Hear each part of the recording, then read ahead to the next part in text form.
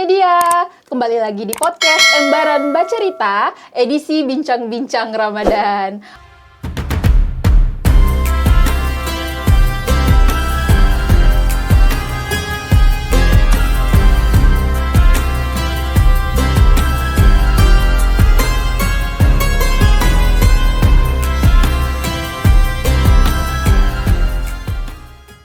Oke, Masya Allah, memasuki bulan suci Ramadan ini memang semangat dan antusias umat muslim, terutama saya ya, Alhamdulillah sangat beronta-ronta nih teman-teman. Apalagi di podcast kali ini, Embaran Media dan Embaran Bacarita kedatangan salah satu narasumber dari kalangan anak muda, yang memang masih muda juga sih, terutama perempuan, sosok yang sangat menginspirasi anak muda di Kabupaten Fakfak. Oke, siapa dia? Langsung aja kita sapa. Halo Kakak Ili. Halo Bunga. Aduh, Masya Allah. Assalamualaikum Kak Ili. Waalaikumsalam warahmatullahi. Gimana nih kabarnya Kakak? Alhamdulillah, puasa keempat ya, Iya. Masya Allah. Masih gas ya? Masya Allah. Oke, Kakak, mungkin sebelum kita bincang-bincang lebih lanjut dan membahas soal pembahasan yang tentunya sudah kita siapkan, mungkin Kakak perkenalan diri terlebih dahulu kali ya ke teman-teman Embaran Bacarita, biar lebih mengenal lebih jauh nih, siapa sih Kakak Ili ini sebenarnya? Boleh nih Kakak? Bismillahirrahmanirrahim. Assalamualaikum warahmatullahi wabarakatuh. Nama lengkap saya Rabia Busil Uswanas. Teman-teman bisa panggil saya atau sapa saya dengan Ili Uswanas. Ya, saya salah satu perawat di Puskesmas Sekban. Profilnya lengkap tidak? Harus Iya. lengkap. Saya mau tahu, saya kepo orangnya ya. Ya, saya juga penulis buku ya, walaupun baru satu, mudah-mudahan bertambah ya, minta doanya teman-teman. Saya sudah berkeluarga, belum dikaruniai anak ya. Apalagi yang saya harus perkenalkan? Oke nih, ternyata di balik sosok Kak Ili ini, Kak Ili adalah seorang penulis buku nih teman-teman. By the way, ini ada bukunya di sini. Tapi nanti kita bahas bukunya itu di pembahasan nanti ya. Kita kenal lebih jauh dulu nih tentang sosok Kak Ili Uswanas ini ya. Aduh, Masya Allah, Kak Ili, tadi saya dengar udah nikah ya? Iya, Masya Allah. Alhamdulillah. Semoga cepat ya dikaruniai momongan. Amin. Amin. Kak Ili juga seorang suster ya ternyata. Iya, saya juga baru pernah. tahu nih kayaknya. Oh iya, satu plot twist yang buat teman-teman yang belum tahu, sebenarnya saya, entah Kak Ili kenal saya atau enggak, tapi saya kenal Kak Ili itu dari SMA. Jadi dulu, waktu SMA itu Kak Ili sempat sosialisasi, dan Kak Ili punya satu organisasi ya kalau nggak salah. Iya. Iya. Dan sosialisasi ke sekolah saya. Dari situlah saya kenal siapa sih sosok Ili Uswanas ini. Dan sampai sekarang memang masih menjadi salah satu sosok yang alhamdulillah menginspirasi saya sampai sekarang. Masya Allah. Masya Allah. Oke nih, kita kenal lebih jauh nih tentang Kak Ili dulu. Kak Ili orang apa sih sebenarnya? Manis Saya? banget, Masya Allah. Masya Allah, gula kali ya. Saya orang Fakfak, bapak orang Fakfak, mama orang Subang, Jawa Barat. Jadi percampuran antara dalam dan luar kota Fakfak ya. Lahir besarnya? Iya, lahir besarnya di Fakfak. Berarti sekolahnya dari... Iya, dari SD SD di sini. sampai kuliah. Saya kuliah di Akper angkatan pertama. Jadi semuanya di Fakfak. Itu paling. Masya Allah. Jadi dari kecil tuh sudah di Fakfak ya? Iya. Berarti merintis karir juga alhamdulillah di Fakfak. Dari nol, dari sekolah sampai kuliah semuanya di Fakfak. Sampai sekarang kerja juga, menikah semua di Fakfak. Iya. Masya Allah. Mustahil sih kalau ada yang perempuan-perempuan yang memang suka membaca ataupun suka ikut organisasi tapi nggak tahu soal Kak Ili. Saya aja kenal. Masya Allah. Masya Allah banget. Aduh. Makanya pas saya tahu, ternyata narasumber saya Kak Ili Uswanas. Aduh, saya semangat banget. Saya yang paling semangat Masya Allah. menanti hari ini. Oke nih, jadi teman-teman yang belum tahu, pembahasan kita kali ini tuh tentang digitalisasi ataupun literasi tentang perempuan, ya Kak. Oke nih, langsung aja kali ya kita bahas-bahas nih. Ini pembahasannya topiknya agak panas nih. Oke nih, Kak Ili, mungkin Kak Ili jelaskan terlebih dahulu nih. Soalnya saya juga memang punya wawasan masih minim nih. Sebenarnya pengertian perempuan menurut arti luas dan dalam pengertian agama itu seperti apa sih? Terutama pandangan agama Islam ya teman-teman. Iya. Sebenarnya kalau kita bicara tentang perempuan itu ya, saya sampai sekarang masih sangat terkagum-kagum dengan kalau bicara perempuan saya masih sangat terkagum-kagum. Kenapa? Karena luar biasa itu Allah menciptakan kita itu dengan banyak sekali potensi, gitu ya. Sadar atau tidak sadar ya, kita tuh punya potensi yang luar biasa banyak. mulai dari kita itu multitasking, iya kan? Iya, betul sekali. Mengerjakan sesuatu itu bisa bisa sambil mengerjakan yang lain. Iya betul, gitu. double ya. Sambil masak, bisa sambil cuci piring, bisa sambil cuci baju. Dan itu dikerjakan di waktu yang sama. Luar biasa kan Luar biasa, perempuan. Masya Allah. Saya tuh kadang gini, cerita-cerita sama suami kan, terus suami gini. Saya kadang ngomong ke suami gini, kok bisa ya perempuan kayak gitu? Maksudnya kayak mengerjakan berbagai macam pekerjaan dalam satu waktu dan bisa selesai semuanya. Masya Allah, gitu iya. kan? Itu kan potensi yang sangat luar biasa ya. Tentunya. Nah, terus kemudian ahli sejarah. Iya kan? Iya. Perempuan itu ahli sejarah, daya ingatnya tuh luar biasa. Luar biasa, gitu. benar sekali. Ketika ya banyak lah ya konten-konten yang membahas kayak misalnya si perempuannya tanya tanggal nikah, biasanya suami tuh lupa, Iya, tapi betul. perempuan tuh tidak Tidak lupa, akan lupa. ya kan? Atau misalnya kayak kejadian-kejadian yang entah sudah bertahun-tahun yang lalu, mungkin orang di sekitar tuh lupa, atau mungkin suami lupa, tapi perempuan tuh bisa runut. Tidak akan lupa. Kejadian ini, kejadian ini, gitu. Bahkan tanggalnya itu diingat. Tanggalnya, waktunya, persis kejadiannya seperti apa itu juga diingat. Berarti kan itu sesuatu yang memang Allah lebihkan ke kita, Iya. gitu kan. Sedangkan laki-laki itu kejadian kapan ya? Kok masih diingat saja, gitu kan. Bahkan hal-hal yang kayak menurut perempuan itu sangat penting, laki-laki itu bisa lupa, Bisa lupa, gitu kan. betul, Berarti betul. kan ya memang benar perempuan itu dilebihkan dari segi daya ingatnya, gitu kan. Terus kelebihan-kelebihan yang lain, misalnya perempuan itu peka. Ya betul. Jujur betul.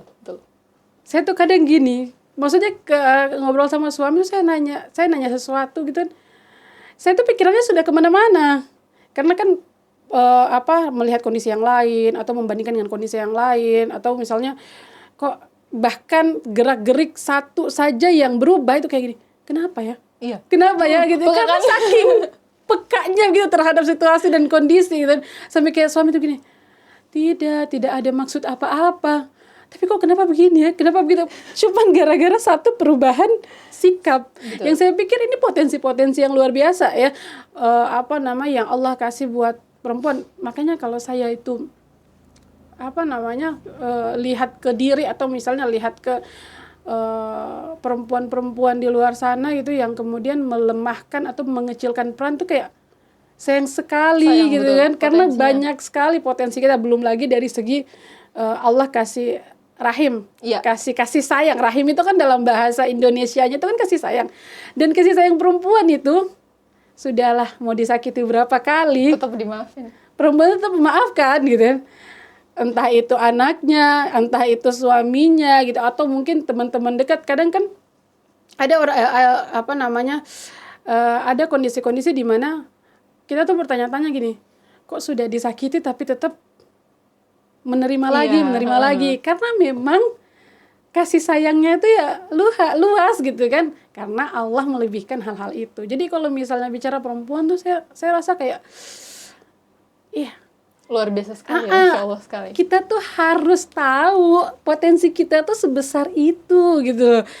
Kadangkala kita tuh merasa kecil, aduh apalah saya butiran debu gitu. Padahal kalau kita bicara debu ya, tidak ada air, debu itu bisa pakai tayamum, berarti kan itu jadi syarat sah sholat gitu kan.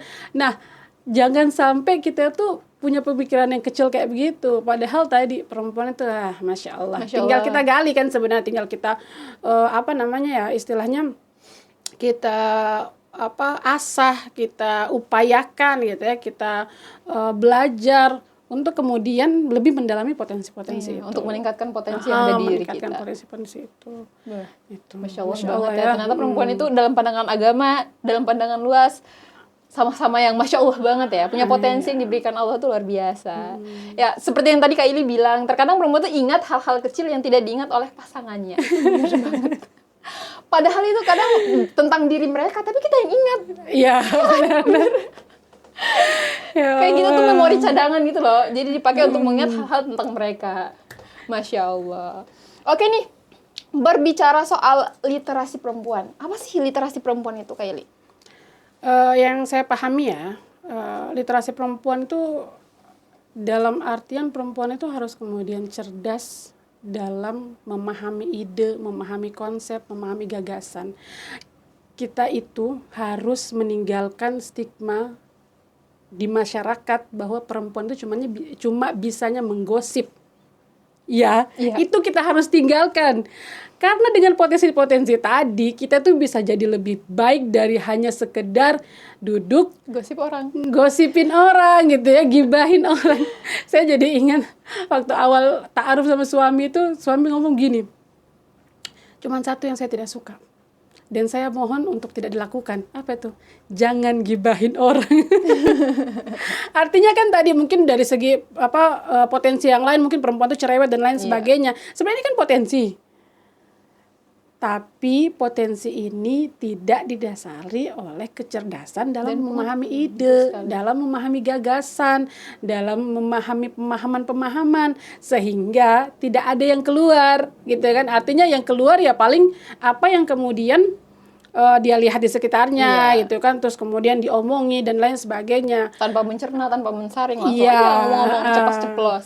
Akhirnya kan di dalam pembicaraan perempuan sampai kan sudah jadi stigma di masyarakat ya, perempuan itu cuma bisanya menggosip, menggosip. Kalau tidak ya bahasa fak-faknya bicara orang, rancang orang gitu. Itu sudah terstigma di masyarakat bahwa perempuan itu pasti begitu.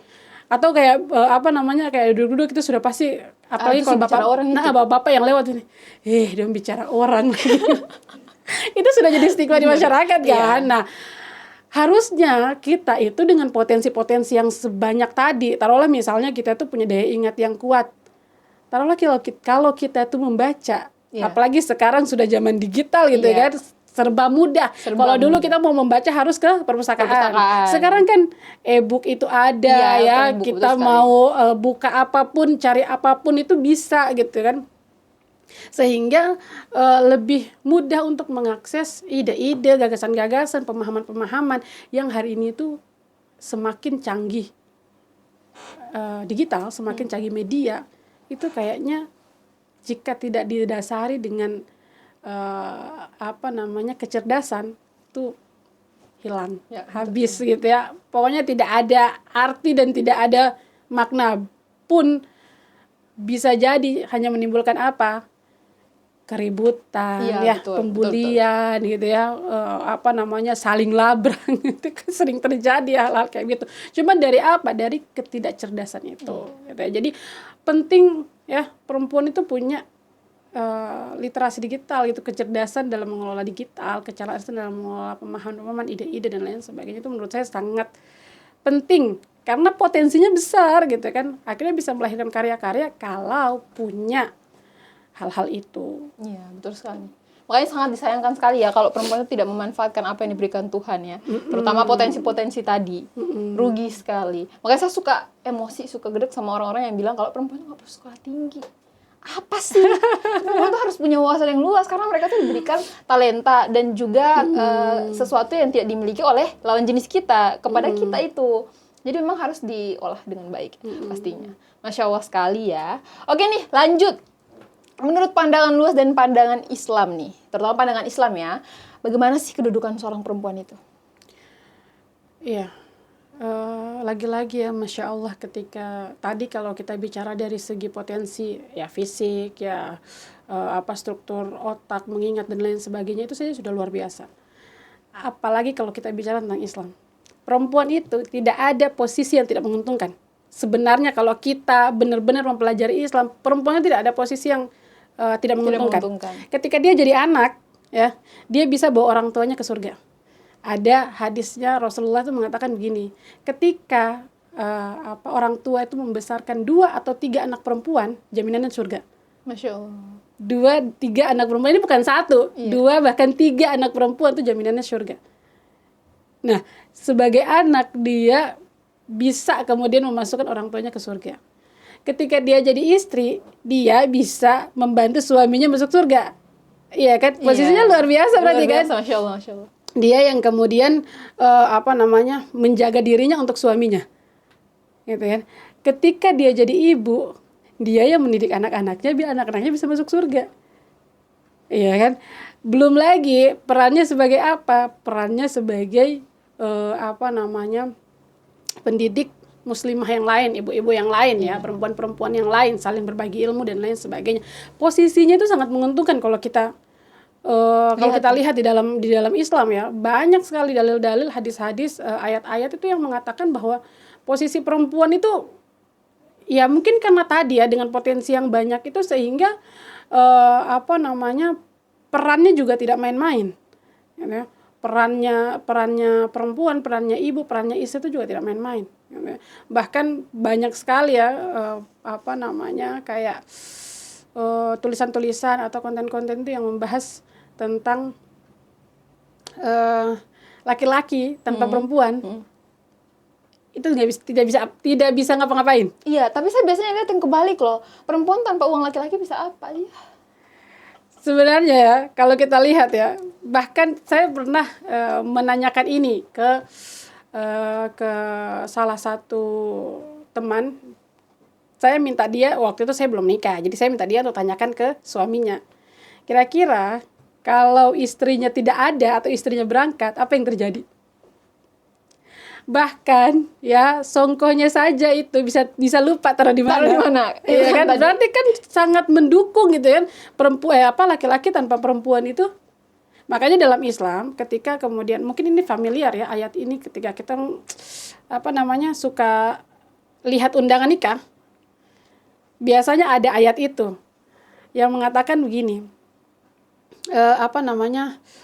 Dan di antara kamu tanda-tanda kekuasaan Allah itu Allah menyatukan laki-laki dan perempuan gitu untuk mendapatkan ketenangan, kesakinahan. Karena ketenangan laki-laki itu adanya di perempuan. Oh iya kah? Iya. Saya juga baru tahu loh. Coba mungkin tanya atau mungkin bisa survei laki-laki kalau ada masalah di keluarganya pasti kantornya berantakan. Iya sih. Tapi perempuan masih tetap bisa stabil. Jadi kayak perempuan itu masih bisa saya tinggalkan itu, tapi kalau laki itu tidak. Karena mungkin ya tadi ya dari potensi awal yang kita bahas bahwa laki-laki itu akan fokus pada satu hal. Sehingga ketika dia punya masalah, dia akan mikirin gimana nyelesainnya. Masalah itu. Bagaimana solusinya sekarang itu juga. Jadi dipikirkan sampai kemudian dapat solusi, baru dia bisa mengerjakan barang lain. Tapi kalau perempuan tidak begitu. Riwah-riwahnya di rumah, dia bisa tinggalkan dulu, dia ngerjakan orang lain karena memang dia multitasking gitu kan. Makanya luar biasa Allah itu menciptakan laki-laki dan perempuan itu ya memang untuk saling tolong menolong gitu kan. Laki-laki pelupa, perempuan pengingat yang luar biasa gitu kan. Laki-laki mungkin cuman bisa mengerjakan satu hal, perempuan bisa mengerjakan banyak hal dalam satu waktu lagi. Dalam satu waktu. Ini tuh sangat luar biasa gitu ya. Jadi kalau misalnya tadi bahasanya bahwa sebenarnya justru uang itu bukan apa-apa.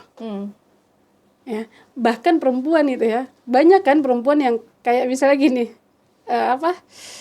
diajak susah pun mau, tidak apa-apa, tidak punya apa-apa, yang penting sama-sama dengan suaminya, pasangannya gitu kan. Itu perempuan bisa. Artinya perempuan bisa diajak hidup susah dan lain sebagainya gitu kan. Berarti kan uang itu bukan satu hal yang perempuan tidak bisa hidup tanpa uang, laki-laki itu tidak. Justru ya ketika perempuan itu ya mungkin tadi ya kembali lagi ke potensinya, perempuan itu bisa memikirkan solusi-solusi alternatif dibandingkan laki-laki. Iya betul. Jadi kalau misalnya tidak ada uang nih ya, dia bisa cari cara. Kalau laki-laki kan biasa sudah pusing. Apalagi kalau sudah ada pekerjaan tetap yang kan laki-laki itu punya tanggung jawab yang besar ya. Memang dari segi potensi Allah lebihkan laki-laki itu punya tanggung jawab yang besar untuk ya bertanggung jawab terhadap istrinya dan lain sebagainya, termasuk tanggung jawab di pekerjaannya. Jadi kalau sudah mengerjakan satu hal, laki-laki itu akan sulit untuk mengerjakan yang lain. Sedangkan perempuan tidak. Saya mau bilang diri saya sendiri gimana? Dia kerja, dia bisa cari penghasilan lain. Makanya kita lihat banyak kan ibu-ibu itu yang biarpun sudah PNS, biarpun sudah kerja, dia bisa cari pekerjaan lain. Karena itu, ya dia punya potensi itu. Jadi kan banyak. Kalau laki-laki agak sulit. Misalnya, aduh tapi saya kan sudah kerja di sini, saya punya tanggung jawab sini, saya sudah diberikan. Dia akan fokus ke tanggung jawab itu. Kalau perempuan tidak, gitu ya. Akhirnya tadi memang kalau kita bilang bahwa kita lebih dari laki-laki juga tidak, karena ada hal-hal yang memang dilebihkan ke laki-laki, ada hal-hal yang dilebihkan ke perempuan. Tapi tadi luar biasa apa-apa yang yang diberikan ke perempuan itu. Iya, lebih luar biasa daripada yang diberikan ke laki-laki. Tidak juga sih, cuma tapi lebih menurut saya nih ya. Sisinya berbeda. Iya.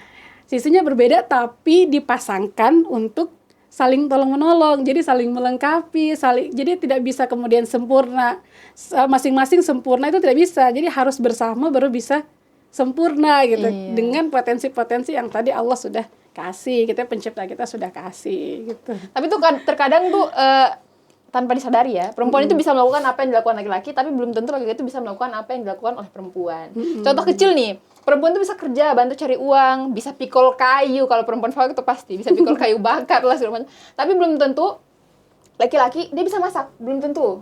Belum tentu. Saya senang sekali bahas soal perempuan karena kru kita di belakang kamera semua laki-laki. Dan kayaknya mereka gedek ya. Tapi nggak apa-apa, biar sadar ya. Iya, jadi terkadang begitu. Terkadang memang perempuan ini bisa melakukan apa yang dilakukan oleh laki-laki, tapi belum tentu laki-laki itu bisa melakukan apa yang bisa dilakukan oleh perempuan. Kayak contoh tadi, yang Kylie bilang, perempuan bisa kerjakan banyak sekali pekerjaan dalam satu waktu. Bisa sambil masak, bisa sambil cuci piring. Itu bisa dikerjakan dalam satu waktu, tapi belum tentu laki bisa. Laki-laki tuh kadang goreng ikan saja cuma satu hangus. Ya, betul sekali. Oke nih, pembahasannya seru sekali nih. Oke, lanjut nih. Tanggapan Kak Ili nih soal sebagian besar masyarakat, terutama masyarakat itu yang masih memang sangat kental dengan budaya dan mereka menganggap dan masih menganut budaya patriarki. Mungkin Kak Ili bisa jelaskan sedikit apa sih budaya patriarki itu sebelum Kak Ili menjawab pertanyaan ini. Iya, sebenarnya kalau kita lihat dari sejarah ya, ini bukan budaya, kalau kita bisa bilang ini tuh bukan budaya Islam. Dari sejarahnya budaya patriarki ini kan sebenarnya ada di Barat ya. Iya, negeri Barat. Di negeri-negeri Barat ya, yang mana kondisinya perempuan itu memang tidak boleh ngomong gitu, maksudnya tidak boleh berpendapat ya, tidak boleh hak-haknya dibatasi. Hak-haknya dibatasi, pokoknya dianggap rendah. Bahkan saya tidak hafal ya nama-nama para filsuf itu, cuman ada yang menganggap perempuan itu kayak hanya pemuas ya, atau menganggap perempuan itu lebih rendah dan lain sebagainya. Dan itu memang terbukti di sejarah gitu, bagaimana kemudian perlakuan laki-laki ke perempuan pada zaman itu. Termasuk sejarah Arab pra-Islam itu juga modelnya kayak begitu. Sampai modelnya kayak begitu, sampai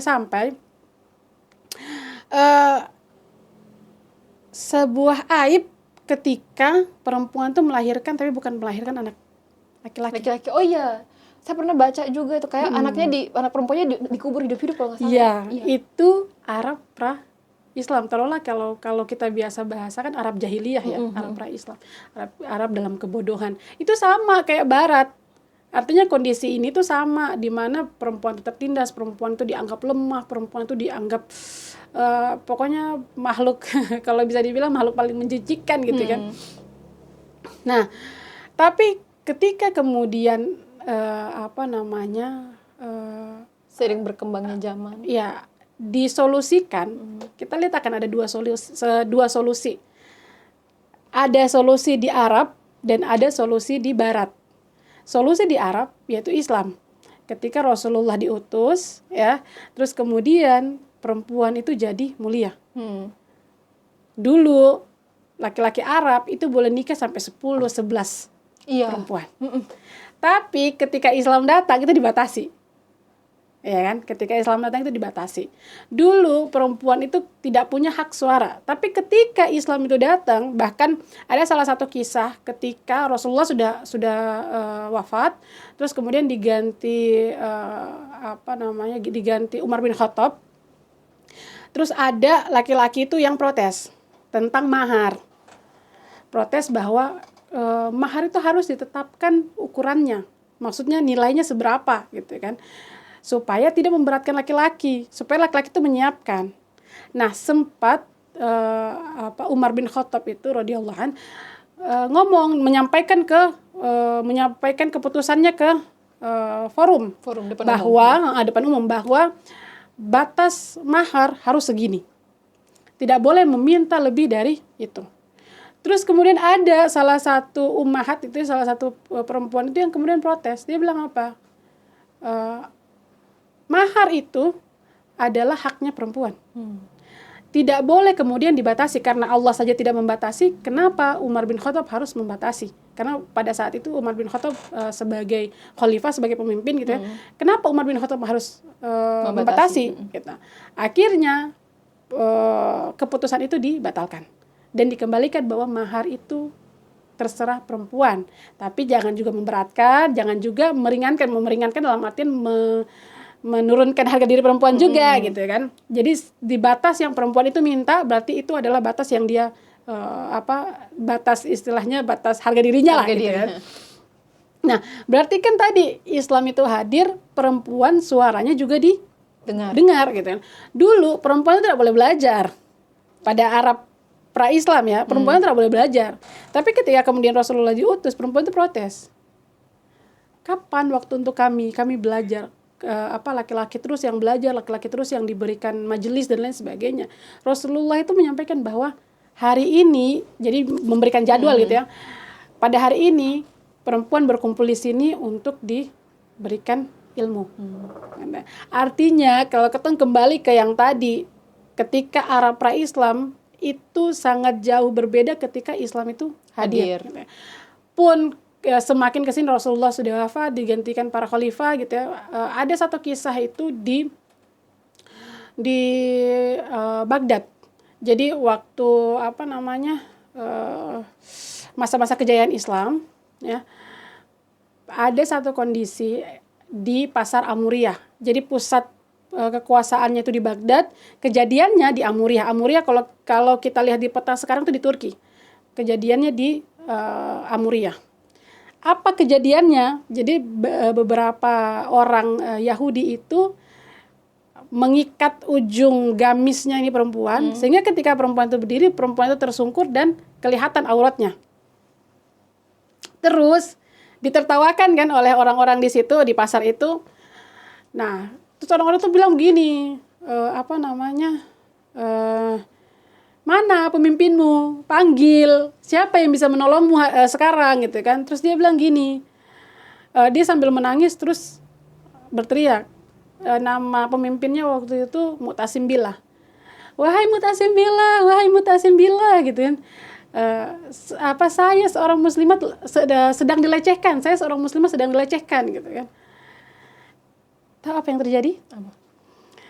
Mu'tasim Billah mengerahkan pasukannya dari Baghdad, pusat kekuasaan Islam, sampai ke Amuriyah untuk menakut-nakuti orang-orang yang ada di pasar itu. Untuk menakuti ya, bukan untuk menyerang atau segala macam. Jadi seolah-olah kayak membuktikan bahwa kami menjaga marwahnya perempuan. Itu baru tersingkap gamisnya dan kelihatan auratnya gitu kan, belum yang lain-lain gitu. Itu saja sudah dikerahkan massa. Bahkan pasukan depannya itu sudah di Amuriyah, sudah di Turki, yang belakangnya belum habis dari Baghdad. Masya Allah. Saking itu menjaga perempuan gitu. Saking kemudian Islam itu berhati-hati dengan perempuan. Bahkan itu cuma tersingkap auratnya. Makanya kenapa di dalam Al-Quran banyak sekali ayat ya, Allah katakan bahwa perempuan itu Allah katakan kepada laki-laki ya, bahwa Allah itu mengkaruniakan istri-istri. Berarti perempuan itu Karunia. dikatakan kepada laki-laki, perempuan itu karunia. Terus kemudian di ayat lain juga Allah katakan bahwa bergaullah dengan istri-istrimu dengan ma'ruf. Para ulama itu menafsirkan ma'ruf itu dengan apa? Hubungan persahabatan. Harusnya laki-laki dan perempuan itu bersahabat. Ya namanya sahabat ya. Sahabat ya. Sahabat itu kan saling membagi keluh kesah. Terus kemudian ya kalau kita bisa bilang ya, mohon maaf ini agak ini, cuman saya begini. Kalau kita bilang sahabat itu semacam partner in crime. Dia punya kejelekan, dia punya kebusukan, saya yang jaga. Iya. Gitu kan? Iya. Taruhlah ya, saya menceritakan sedikit sebelum saya hijrah. Kalau misalnya kita kayak misalnya mau ngapa-ngapain, atau misalnya kita mohon maaf ya, dulu memang saya masih pacaran gitu kan. Kayak misalnya kita pacaran, terus kita mau jalan sama pacar, kita bilangnya jalan sama teman. Iya, betul sekali. Dan sahabat kita ini pasti ngomong ke orang tua kita, ada jalan dengan saya. Dia yang gitu. izin itu. Atau orang tua tanya gitu kan, dia ada di rumah. Oh iya mak, kita ada jalan sama-sama. Itu sahabat. Ya kalau kita bilang ke ke Islam ya ma'ruf ya. Yang tadi kan tidak ma'ruf ya, maksudnya berbohong dan lain sebagainya. Cuman analoginya seperti itu. Sahabat itu menutup aib sahabatnya gitu kan. Atau misalnya gini ya, saya punya sedikit cerita. Saya waktu SMA itu punya teman akrab. Jadi kita bertiga. Pokoknya kemana-mana bertiga. Mau makan pasti bertiga, apa segala macam. Saya sering main ke rumah mereka juga sering main ke rumah saya. Ketika saya ke rumahnya mereka, pertanyaan pertama yang ditanyakan itu apa? So makan. Kalau misalnya dia sedang bikin mie gitu ya, satu bungkus, mari tuh 2 makan. Makan sama-sama sudah. Terapa? Iya. Atau kalau misalnya, sapu uang cuma segini. Ada sapu uang cuma 5.000 gitu. Sudah ketemu 2 beli ini, ketemu 2 makan sama-sama, ketemu 2 minum sama-sama. Itu sahabat. Dan dalam Islam diperintahkan juga seperti itu. Jadi kalau misalnya kita lihat faktanya hari ini laki-laki yang semena-mena dan lain sebagainya, menurut saya itu karena dia tidak mengambil Islam sebagai pemahamannya. Karena kalau dia mengambil Islam sebagai pemahamannya, dia pasti akan memperlakukan perempuan itu dengan baik. Karena memang diperintahkan untuk melakukan kemakrufan kepada perempuan, gitu. Hubungan persahabatan, saling bantu, saling menutup aib. Bahkan di ayat lain kan Allah katakan bahwa laki-laki itu pakaian perempuan, perempuan itu pakaian laki-laki. Saking harus menjaga aib satu dengan yang lain. Gitu. Jadi kalau kita bilang sejarahnya ya, kalau kita bilang sejarahnya, sebenarnya itu sejarah-sejarah dari pemahaman-pemahaman kejahiliaan, ya, yang waktu itu di Barat pun demikian. Karena ketidakpahaman pun sekarang ya, tadi kalau kita bilang masih banyak masyarakat yang juga begitu, itu karena ketidaktahuan tentang konsep Islam. Iya. Karena kalau misalnya karena kalau misalnya tahu, bayangkan ya, banyak sekali itu ayat-ayat yang mengatakan tentang pergaulan yang ma'ruf, tentang laki-laki dan perempuan itu harusnya seperti apa gitu ya. Bukan penindasan, justru malah saling tolong-menolong. Ada juga ayat yang Allah katakan begini, Allah menciptakan sebagian yang lain melebihi sebagian yang lain untuk saling tolong-menolong. Jadi memang bukan untuk kayak misalnya laki-laki dikasih tulang yang lebih kuat, bukan untuk mukul. Iya, betul. Ya, betul. Bukan untuk mukul, tapi untuk menolong. Misalnya kalau perempuan berat ngambil sesuatu, ini, galon apa laki-laki yang bantu, harusnya kan begitu ya kalau kita pakai pemahaman Islam. Sayangnya ya tadi budaya-budaya seperti tadi, ya itu kita tidak bisa pungkiri, memang faktanya seperti itu ya, masih ada banyak bahkan yang termindset dengan pemikiran-pemikiran seperti itu ya, bahwa perempuan itu harus begini dan lain sebagainya. Kalau menurut saya pribadi itu karena ketidaktahuan. Ya. Jadi ya kita harus banyak-banyak speak up bahwa itu bukan itu budaya yang harus kita tinggalkan. Iya, betul sekali. Gitu kan? Karena istilahnya dengan potensi sebesar ini kita bisa saling tolong-menolong dan mencapai satu tujuan sebenarnya, dibandingkan kita saling menindas. Iya kan? Betul sekali, betul. Harusnya kita pikirkan bagaimana saya dengan dia atau perempuan dengan laki-laki itu saling tolong-menolong untuk mencapai tujuan-tujuan bersama gitu. Itu kan yang harus dipikirkan.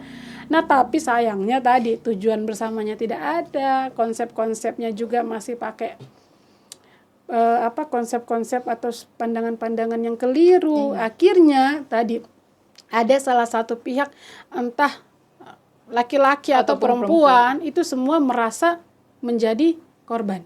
Iya, merasa dirugikan. Merasa dirugikan gitu kan.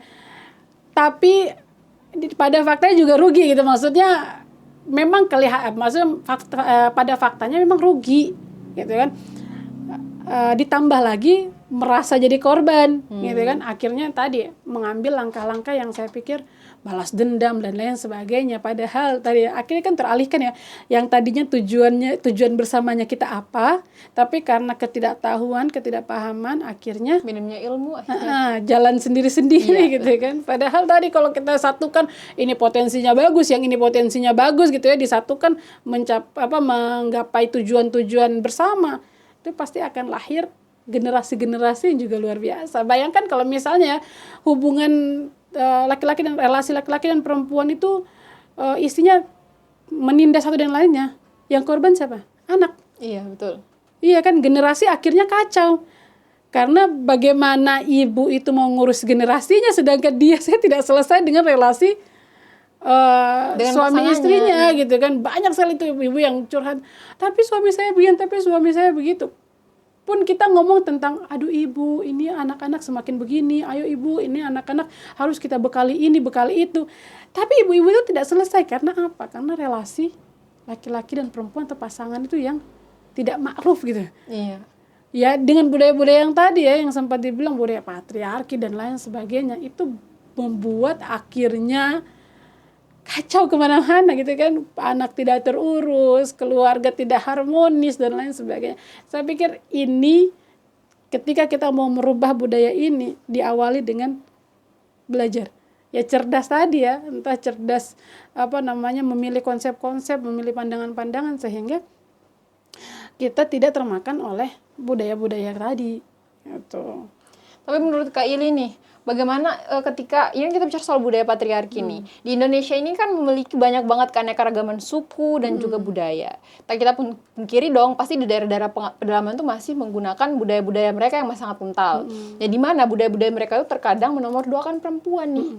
Nah, tapi ketika dihapus budaya yang tadi itu, maka mereka ini beranggapan bahwa budaya dari leluhurnya itu hilang. Tradisi leluhurnya itu hilang. Jika mengedepankan perempuan. Nah, bagaimana nih tanggapan Kak Ili? Iya, mungkin saya menanggapinya lebih spesifik ke ke Islam ya. Dalam Islam budaya itu dikatakan sebagai urf atau kebiasaan. Nah, budaya itu boleh ketika tidak bertentangan dengan Islam. Tapi ketika budaya itu bertentangan dengan Islam, budaya itu harus ditinggalkan. Nah, proses peninggalannya inilah yang kita itu butuh butuh pokoknya kerja keras kerja gitu keras. kan. Karena memang orang hari ini yang membawa ide baru, gagasan baru di tengah-tengah gagasan-gagasan yang ada sebelumnya itu akan dianggap jadi orang aneh, dianggap jadi membangkang dan lain dianggap sebagainya. tidak menghargai budaya. Tidak menghargai budaya. Padahal kan semakin kesini tuh kita harus tahu dan kita harus pahami bahwa informasi, ilmu itu sangat mudah didapat. Kalau kita bicara tentang zaman dulu yang informasi itu masih minim, ya orang hidup dengan informasi yang mereka dapat dari atas-atas gitu kan. Maksudnya informasi yang disampaikan oleh turun-temurun. Itu zaman dulu karena media belum berkembang sekarang. Aksesnya belum semudah sekarang. Tapi sekarang itu aksesnya sudah mudah. Untuk mendapatkan berbagai macam informasi itu sudah mudah, gitu kan? Sehingga perlu kita kaji ulang ya, apa-apa yang kemudian tidak sesuai dengan, kalau saya melihat dari pandangan saya sebagai seorang muslim, apa-apa yang tidak sesuai dengan pandangan seorang muslim. Nah, itu memang harus ditinggalkan. Taruhlah ya, kalau kita baca tentang sirah, baca tentang sejarah perjuangannya Rasulullah itu menegakkan Islam, itu juga kan tidak mudah. Di kondisi orang Arab yang tadi yang kita bicara, anak perempuan itu hina gitu ya, terus kemudian kondisi di mana orang itu bermusuhan, di mana orang itu saling bunuh dan lain sebagainya. Rasulullah datang dengan membawa Islam yang harus menyembah satu Tuhan gitu ya, Tuhan yang Maha Esa, terus kemudian harus menjaga, harus kemudian berdamai, harus kemudian harus kemudian saling menghargai. Iya, saling menghargai, ukhuwahnya harus ditingkatkan dan lain sebagainya, di kondisi orang-orang yang penuh dengan kekacauan. Iya. Ya kita lihat saja sejarahnya bagaimana Rasulullah itu dikatain berbagai macam, dibilang orang gila, dibilang sihir, dilempari kotoran dan lain sebagainya. Karena itu konsekuensi yang harus ketong terima ketika ketong bawa perubahan. Masya Allah. Iya kan? Konsekuensi yang ketong terima ketika ketong bawa gagasan yang tidak sama dengan gagasan-gagasan yang ada di lingkungan itu, di wilayah itu gitu kan. Ya harus siap terima konsekuensi memang. Gitu. Jadi berat, tapi ya kalau kita lihat dalam sejarah ya, bagaimana kemudian Islam itu bisa sampai kita rasakan hari ini ya, penolong-penolongnya ya dalam tanda kutip ya, orang-orang yang kemudian pertama masuk Islam itu banyakkan pemuda. Karena pemuda itu idealisnya masih tinggi. Dia berani untuk ngomong tidak, saya tidak mau, itu pemuda. Tapi kalau sudah di atas itu, orang yang sudah apa istilahnya nyaman dengan keadaan, sudah gitu, sudah cari aman, itu tidak akan mau ada perubahan. Sudah begitu sudah. Begini saya sudah sudah nanti kita jadi bakal lain, kita jadi segala-segala. Karena mereka berpikir mungkin dengan perubahan itu belum tentu menjadikan yang seperti yang saat itu yang mereka rasakan begitu kan. Tidak nyaman lagi gitu. Tapi kalau anak muda kan tidak begitu. Mau nyaman tidak nyaman tapi idealis harus jadi. Itu kan anak muda kan? Iya, itu anak muda. Makanya pergerakannya harus dimulai dari anak muda. Karena kalau orang tua itu biasa sudahlah, dong bilang begitu sudah. Ya apalagi orang tua kan yang sudah itu tua jadi begini sudah. Itu memang pujaman gitu. Berarti jadi, kita sebagai anak muda harus berusaha untuk berubah. Iya, pergerakannya memang dimulai dari anak muda, apalagi perempuan-perempuan muda yang tadi kita sudah bicara banyak ya tentang potensi dan lain sebagainya gitu kan. Kalau ditambah dengan pergerakan untuk perubahan, perempuan itu salah satu yang paling bisa melakukan perubahan. Agen perubahan lah. Agen perubahan. Karena kalaupun misalnya dia belum menikah, dia punya koneksi yang bisa begitu luas. Apalagi banyakkan perempuan. Iya kan? Iya. Ketika dia sudah menikah, dia punya anak-anak yang dia pimpin. Anak-anak itu kan yang memimpin anak-anak itu kan perempuan. Iya, betul.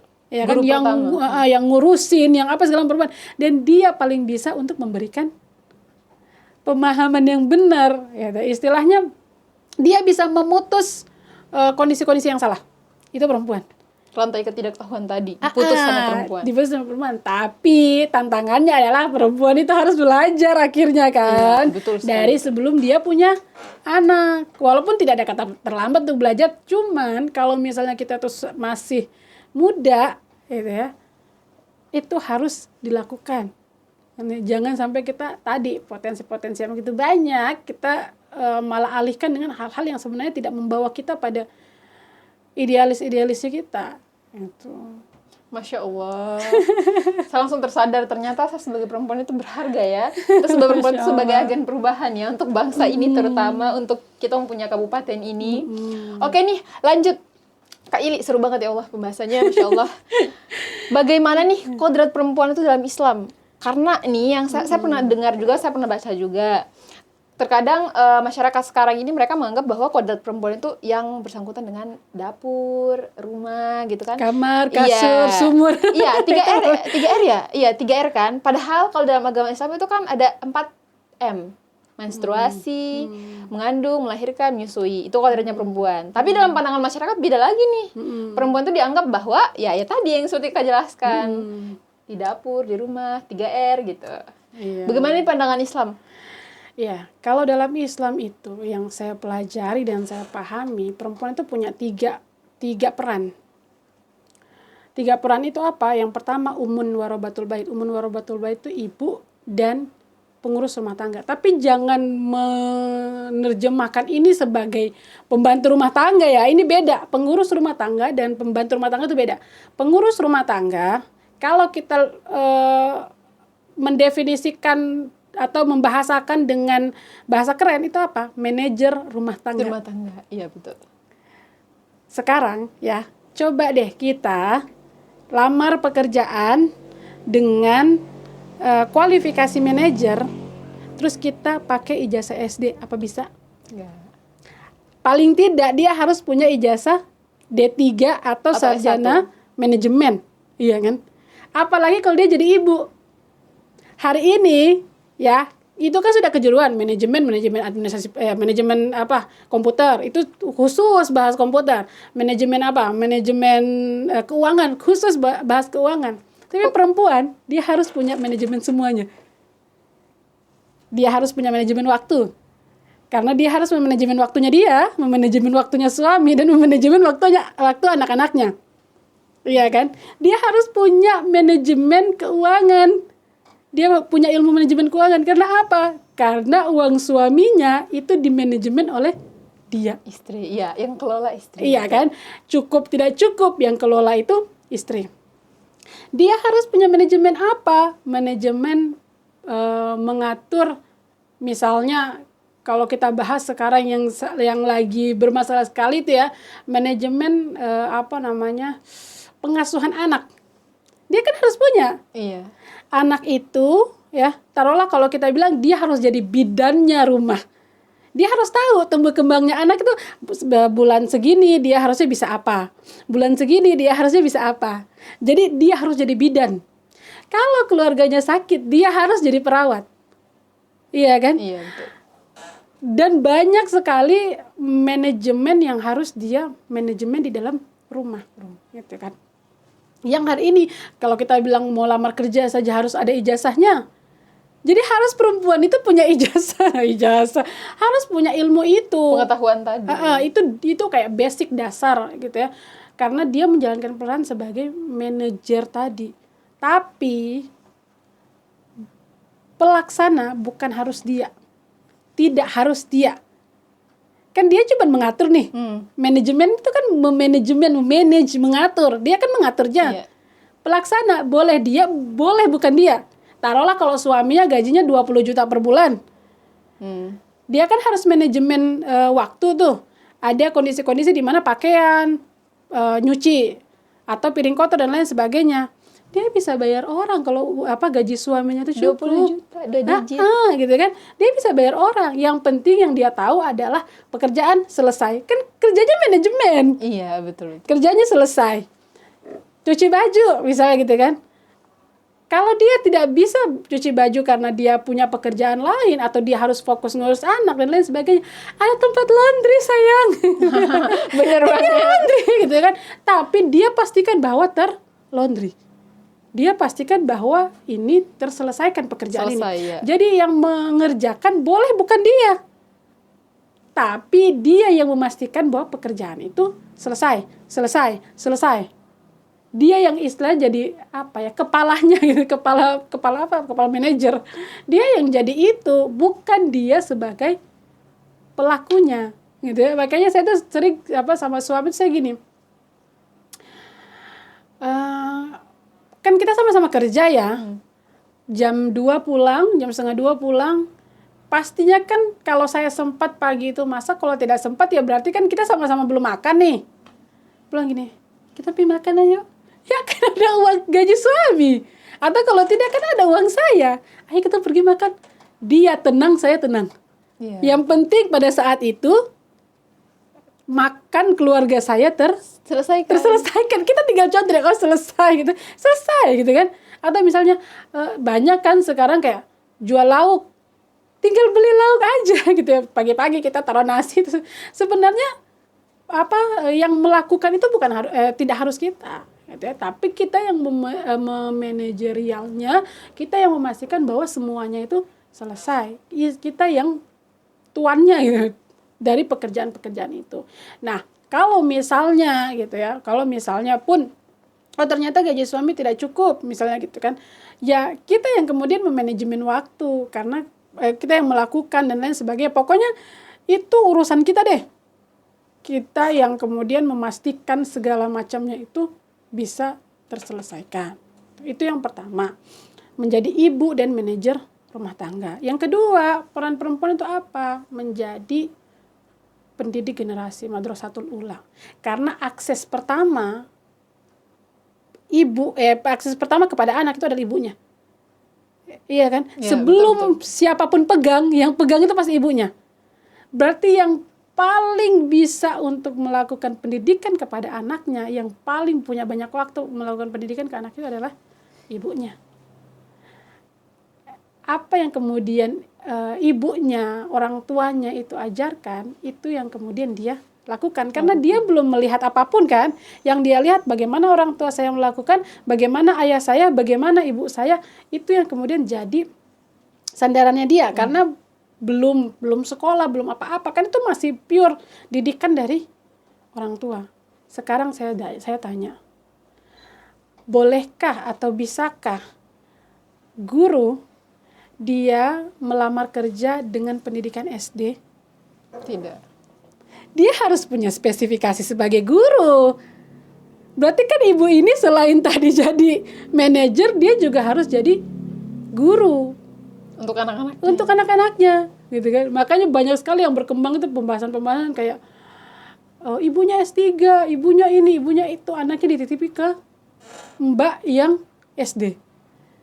Padahal ya, yang pendidikan tadi harusnya dia pakai ke anak-anaknya supaya anak-anaknya juga S3 tanpa kuliah gitu ya, maksudnya. Dia kan S3 ya, dia ngajarin anaknya ya S3 tanpa kuliah gitu. Sebelum kemudian anaknya nanti mengambil jenjang pendidikan. Itu kedua ya. Jadi perannya itu sangat luar biasa. Hari ini kalau kita lihat ya, dosen, guru itu kan jadi satu hal yang bergengsi ya. Iya, betul. Atau misalnya dia jadi manajer di perusahaan ini, manajer di perusahaan itu kan jadi bergengsi ya. Masya Allah sekali. Padahal itu adalah pekerjaan dasar yang harusnya dia miliki di rumah. Gitu kan. Dan butuh ilmu semuanya. Ya kan? Yang ketiga itu apa? Dia harus berkontribusi untuk perubahan di masyarakat, terutama ke perempuan-perempuan ya. Kalau kita bahasakan dalam bahasa Islam ya dakwah, dia harus kemudian dakwah tapi porsinya ke perempuan-perempuan supaya perempuan itu juga cerdas, supaya perempuan itu juga tadi mengetahui perannya, dia bisa melakukan peran pertama dan peran keduanya. Jadi luar biasa sebenarnya peran perempuan, tapi ya itulah ya, maksudnya kalau kita lihat sekarang itu banyak sekali yang teralihkan. Tapi pada dasarnya perempuan itu ya tadi dengan potensi berbagai macam itu memang diciptakan untuk 3 peran ini. Makanya kenapa ya saya sempat ini cerita sama suami gitu ya tentang multitaskingnya perempuan. Kenapa dia jadi manajer? Karena dia multitasking. Iya, betul. Karena dia multitasking gitu kan. Saya itu jadi kalau suami itu kadang pulang kantor cepat, dia kan biasa bantu saya di rumah, entah cuci piring dan lain sebagainya gitu. Jadi saya masak, dia cuci piring gitu. Nah, saya kalau nungguin dia cuci piring itu kayak gini, aduh kok belum selesai, karena itu dikerjakan tuh fokus sekali sampai segala macam itu dibersihkan. Sedangkan kalau perempuan tidak, kerja ini semuanya selesai, gitu kan? Betul. Karena memang perempuan punya kelebihan itu untuk dia jadi manajer tadi, gitu. Terus ada satu lagi saya bahas sama suami dia begini, kenapa ya? Dia lihat konten itu isinya gini, perempuan gaji 3 juta bisa beli iPhone, laki-laki biar gaji 10 juta tidak bisa beli iPhone. Terus saya menganalisa satu kebiasaan di laki-laki. Saya mohon maaf ya, mungkin ini bisa jadi tidak ada juga di laki-laki, cuman ada satu hal yang menurut saya itu kebiasaan. Laki-laki itu paling tidak bisa kalau ditraktir. Dia maunya dia yang bayar. Kayak ada satu harga diri loh di sini. Terus saya bilang gini, laki-laki kan begitu. Pokoknya dia mau dia yang membayar. Apapun yang terjadi, makanan saya yang bayar. Pokoknya sampai istilahnya kayak tarik ulur gitu ya. Sudah saya saja. Laki-laki itu sering gitu. Tapi perempuan, mereka bisa bilang ini, kita split bill ya. Itu perempuan bisa. Saya bayar yang ini nanti kau yang bayar yang ini. Itu perempuan bisa. Aku tambah lah istilahnya. Tapi laki-laki tidak bisa begitu.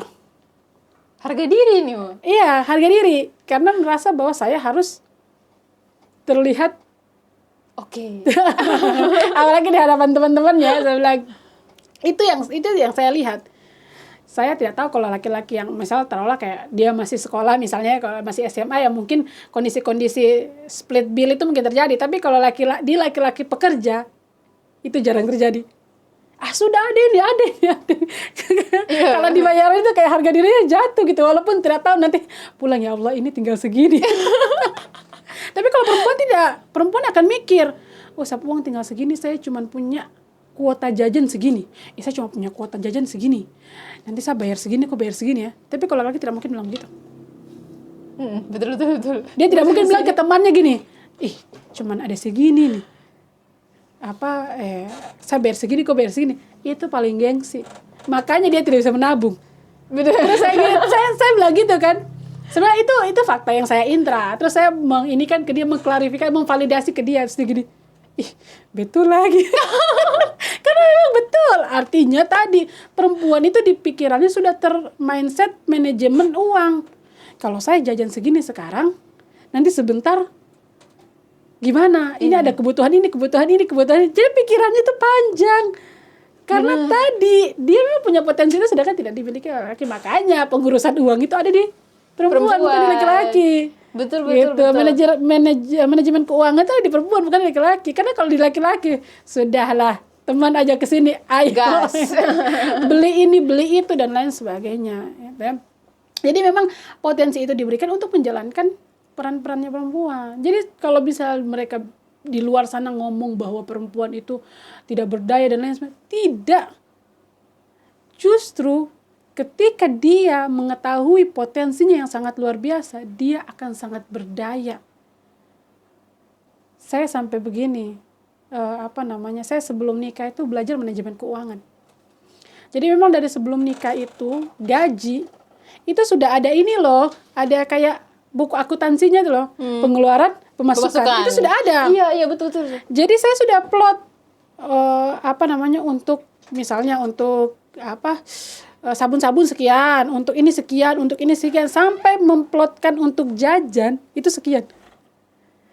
Ya memang sih kadang-kala kan loss gitu ya, ada yang kemudian harusnya dipakai ini tapi dipakai yang lain. Tapi secara keseluruhan itu tidak berantakan gitu loh.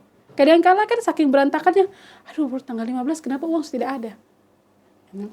Itu saya pelajari untuk apa? Untuk tadi ada Allah itu berikan peran kepada perempuan untuk mengelola harta suaminya. Karena memang perempuan itu punya potensi itu. Manajemen gitu tadi. Kan. Jadi istilahnya gini, Allah itu adil.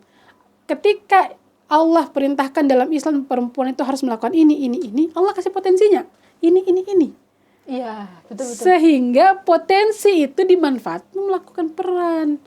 Pun sama kayak laki-laki. Allah kasih laki-laki itu pelindung bagi perempuan. Allah kasih ke laki-laki itu. Misalnya dia tadi gengsian. Iya. Supaya apa? Dia gengsian supaya kalau perempuan itu malu untuk ngomong, laki-laki yang inisiatif duluan. Sudah nanti saya yang bayarin.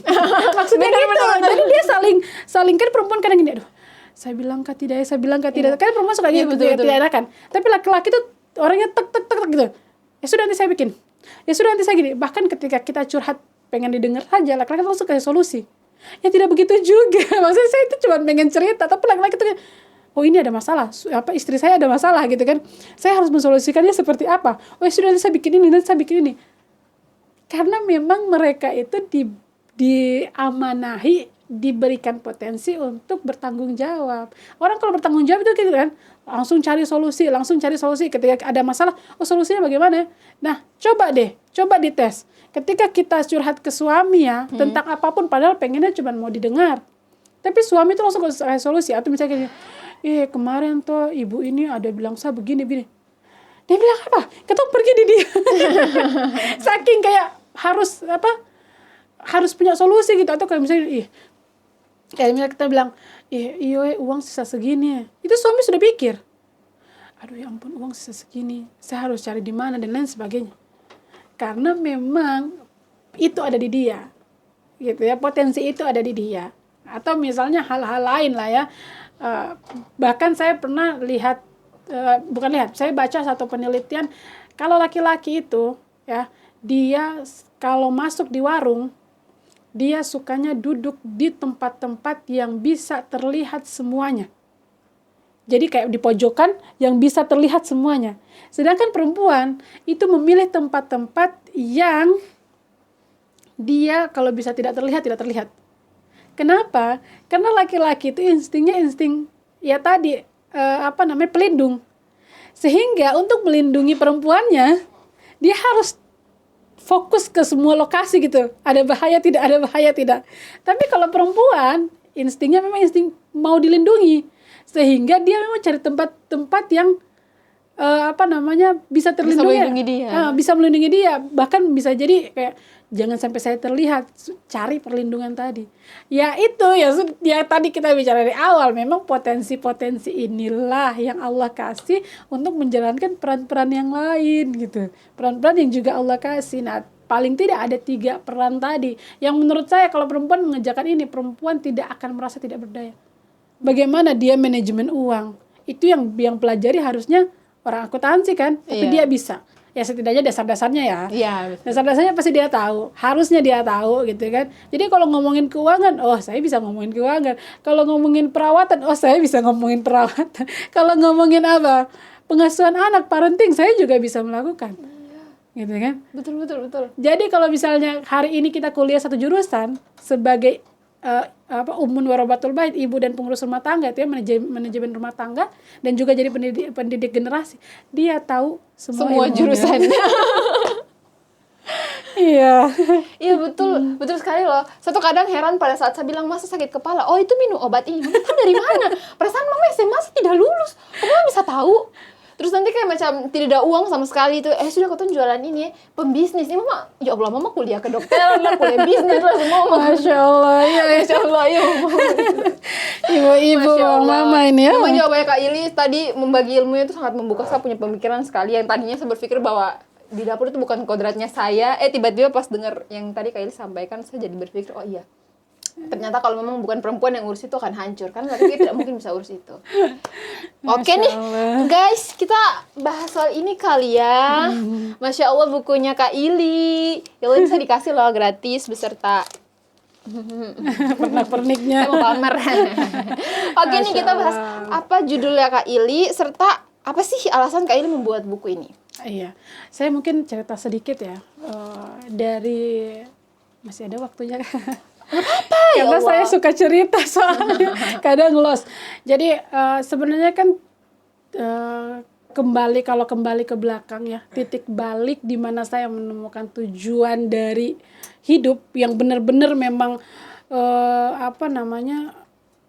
tujuan yang pasti gitu ya, bukan pasti sih, maksudnya tujuan yang kuat gitu ya untuk hidup itu pada saat saya itu hijrah.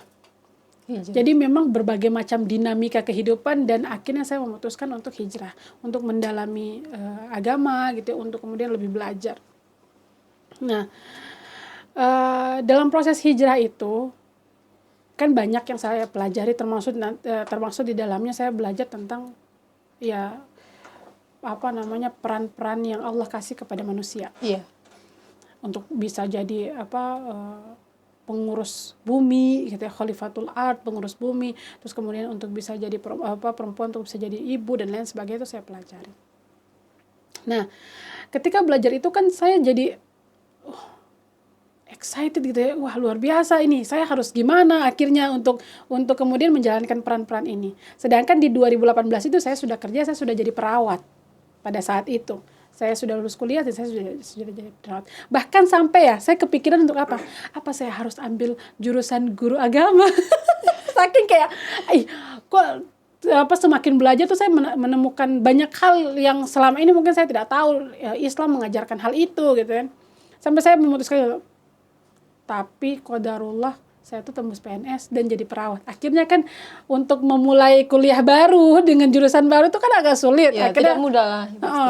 Saya tuh sampai sudah daftar di kampus. Oh iya kah? Iya, kampus guru agama. Saya sudah masuk perkuliahan tidak sampai 1 semester sih, berapa bulan gitu. Sampai akhirnya pengumuman kelulusan itu keluar gitu kan. Tapi akhirnya, saya tidak bisa jalan dua-dua. Ini agak kesulitan gitu kan. Kesulitannya dari segi waktu dan lain sebagainya. Oke, akhirnya saya melepas. Tapi masih ada gejolak gitu bahwa apa yang harus saya lakukan dengan pengetahuan yang saya tahu bahwa saya tuh harus jadi penjaganya bumi gitu kan.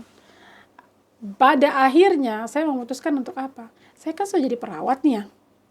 Saya sudah jadi perawat, ya tidak mungkin terus kemudian, bukan tidak mungkin sih, rada gimana gitu ya. Maksudnya saya jadi perawat tapi malah alih profesi gitu. Saya paginya jadi perawat, siangnya jadi alih profesi gitu kan. Nah, akhirnya saya memutuskan untuk memantapkan tujuan hidup saya gitu ya di dunia ini adalah apa? Menjadi perawatnya umat.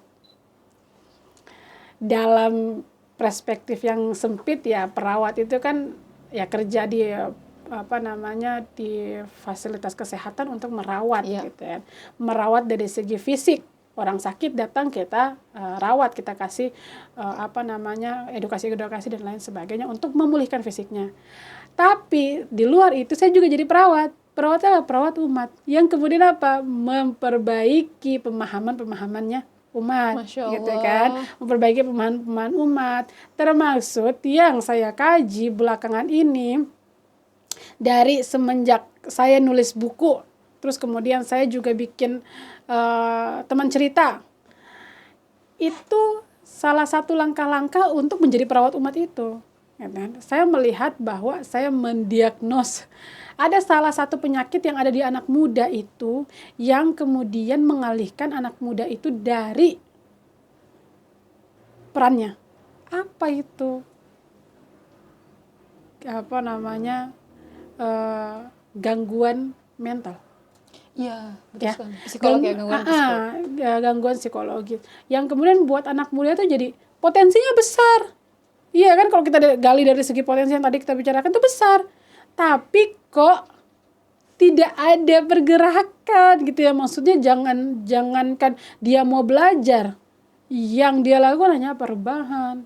Atau kalau misalnya melakukan sesuatu mudah menyerah. Scroll TikTok.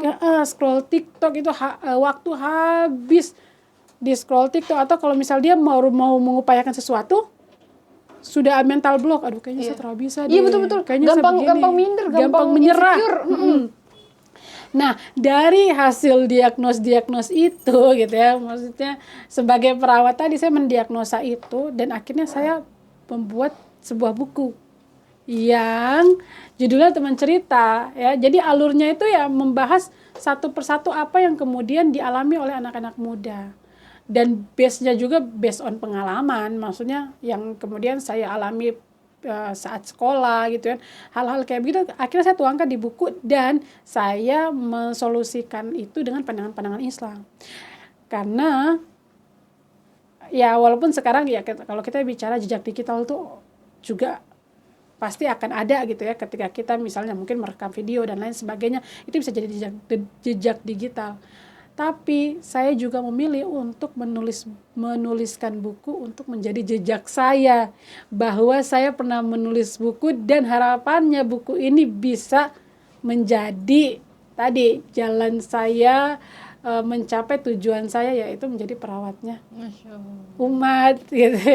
Tapi ya itu ya, bukunya juga saya limited edition karena pada dasarnya yang penting ada dulu ya, buku itu yang penting ada dulu, yang penting taruhlah mungkin dari 15 yang kemudian saya bagikan ke orang lain dan bisa orang ini bagikan lagi ke orang lain, ya MLM begitulah ya, maksudnya saling menyebarkan pemahaman-pemahaman yang ada di buku ini gitu. Nah, itu yang memotivasi saya buat sebuah buku. Masya Allah. Gitu. Ternyata pemikirannya itu selain untuk dirinya sendiri, dia juga berpikir bagaimana nih caranya saya merubah umat ini. Masya Allah. Dari pandangan-pandangan yang memang masih sangat minim menjadi berpengetahuan. Masya Allah sekali. Ternyata Kak Ili ini, Allah, niatnya baik sekali ya, Masya Allah. By the way, buku yang dicetak ini tuh hanya 15. Iya, 15 jadi buku. Kalian tunggu aja launching buku kedua. Ini hanya untuk aku dan yang beruntung yang mendapatkan. Iya, doakan mudah-mudahan bisa mengembangkan jadi berbuku-buku. Amin. Oke nih, Kak Ili, harapan Kak Ili nih untuk anak-anak muda di Kabupaten Fak, terutama perempuan. Harapannya sih tadi ya, kita sudah bahas panjang lebar tentang bagaimana potensi yang dimiliki oleh perempuan, gitu kan. dengan potensi yang luar biasa itu, harapannya kita mampu untuk mengelola selain kemudian kita tahu bahwa ada kebutuhan untuk mengelola digital, karena mau tidak mau kita hidup di era digital, gitu kan. Tapi digital ini, media ini bisa berpotensi atau bisa berdampak positif maupun bisa berdampak negatif. Ya, tergantung cara pengelolaannya kita seperti apa, gitu kan. Nah, untuk mengelola pastinya kita butuh ilmu, gitu kan. Pastinya kita butuh kecerdasan, pastinya kita butuh ide-ide yang benar, gitu kan. Sehingga kebutuhan untuk belajar itu sangat penting. Jadi harapannya, ayo kita belajar. Ya, walaupun mungkin ya kalau kita lihat atau mungkin kita bayangkan belajar itu tidak menyenangkan, ya.